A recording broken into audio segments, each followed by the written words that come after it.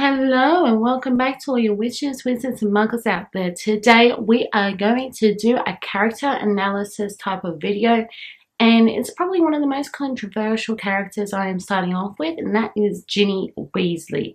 So we're going to do a character battle, which is better, book Ginny or film Ginny. So if you guys like it, don't forget to give it a thumbs up, click subscribe before you leave so you don't miss out on any future videos, and also turn on the post notification bell so you guys don't miss out on any future videos, because YouTube's been a real pain just not letting you guys know when I upload. So if you guys want to see what I think of Miss Ginny Weasley, then keep on watching. Okay, so where do we start with Miss Ginny Weasley? Well, personally, I love book Ginny more than film Ginny. And there are a few reasons behind this. One is that when you're reading book Ginny, there is so much information about her that you don't necessarily see in the films. But Bonnie Wright, who played is it Bonnie Wright? I think it's Bonnie Wright, who she plays Ginny Weasley. I think she looks fantastic. Like, she gives the character, like, you can actually see what Ginny looks like. The only difference, she has blue eyes instead of brown eyes. But personality, it didn't give Ginny justice. That's just putting it nicely. When you look at her at first, you're like, oh, she's just Ron's little sister in the Philosopher's in Chamber of Secrets. And in Chamber of Secrets, I didn't like her. But then again, Chamber of Secrets is not my favorite film or book. But in Chamber of Secrets, she's more like of a fangirl. She just blushes all the time, stutters. She can't string a sentence together until Harry saves her in the Chamber of Secrets from getting killed by Tom Riddle. Then flashback to third year. You don't really see her much in the movie. The only time I really saw her was when she goes, oh, the fat lady, she's gone. And that's the only time you see her. Whereas in the book, you sort of see that she's getting in more of a pranks and getting that rebellious side. Then we go into Goblet of Fire, and you see Harry sort of slowly develops his feelings for her more than Ron's little sister, especially that jealousy with Ginny and Neville. I'm just like, oh, Harry, you better rein it in. That's pretty bad of you for doing that. But I mean, Ginny, the way she was described, she was hot, like really hot. But again, the movie didn't really do her that justice, especially in the Yule Ball scene. And then you move on to the fifth movie, or the fifth book, the Order of the Phoenix. I was going to say Half-Blood Prince. Order of the Phoenix. Especially, I love one quote, and I got the book right here. Let me just. It's with when they were just discussing about the weapon, and George goes, yeah, size is no guarantee of power, said George. Look at Ginny. What do you mean, says Harry. You've never been on the receiving end of a bat bogey hexes, have you?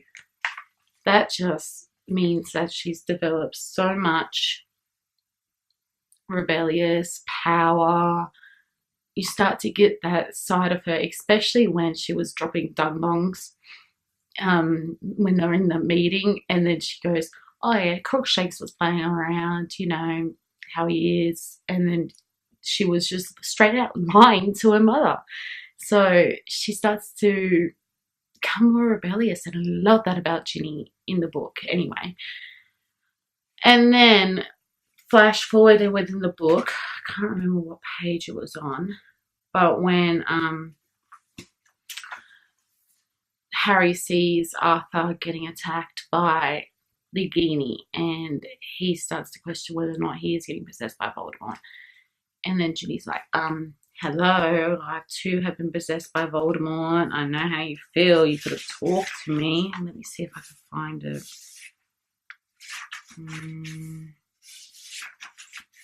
Yeah, Lockhart. Oh God, he's hilarious.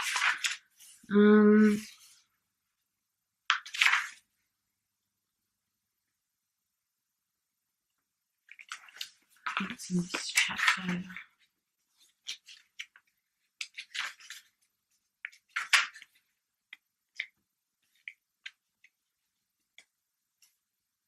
Where is it?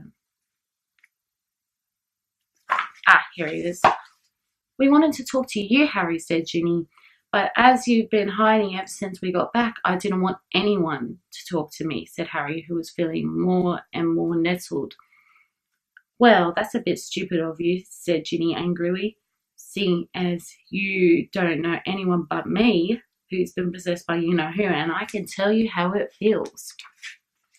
Harry remained quite still as the impact of those words hit him. Then he wheeled around. I forgot, he said. Lucky you, said Ginny coolly. And then she goes on about, how is there any blank memories, like spots, all that sort of stuff, when he didn't realise what was going on.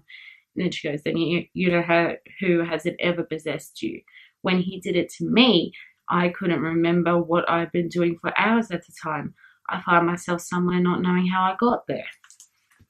So Ginny is getting more daring as well. And in the film, you don't really see that. And only certain times, and that was when she was practicing in the room of requirement and she was going, Reducto! And then the whole statue blew up, or the prophecy orbs blew up.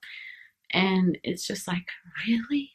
You have so much information. Like, look how much information is in the Order of the Phoenix. Like, you have all that information. And then you just see her go, Reducto, and she gets blown up.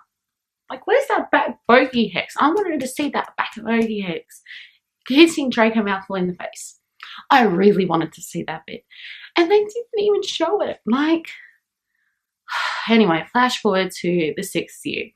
And when she's starting to get dating Dean Thomas and all the sort of drama going down. And then Harry is developing more feelings for her. And then when they finally get together, I was just like, yes, finally, Harry, do it, do it, do it. And then that scene in the Gryffindor common room when Ginny was leaning against Harry and they were like talking, oh, someone was saying that, was it true that you had something tattoo and blah, blah, blah. And then Ron and Hermione burst out laughing and he goes, oh no, what did you tell him? And Ginny goes, no, you have a Hungarian horntail. I was just like, yes. So, but the thing is I didn't like about Ginny and Harry together is that it reminds me a bit of James and Lily. And I'm just like, ew. Like, ew. There's thousands of girls Harry could have chose from, and yet he chose Ginny. I'm just like, really? You're dating someone who looks like your mother, Harry? Are you really that desperate? But anyway, that's a whole other video. And then you flash forward into the Deathly Hallows. Now, not Deathly Hallows. Flash forward to the movie of the Half-Blood Prince. Yes, you see Ginny in a bit more scenes. But they're more like, especially when I had the burrow and that awkward hug, I was like, ugh, I just wanted to cringe.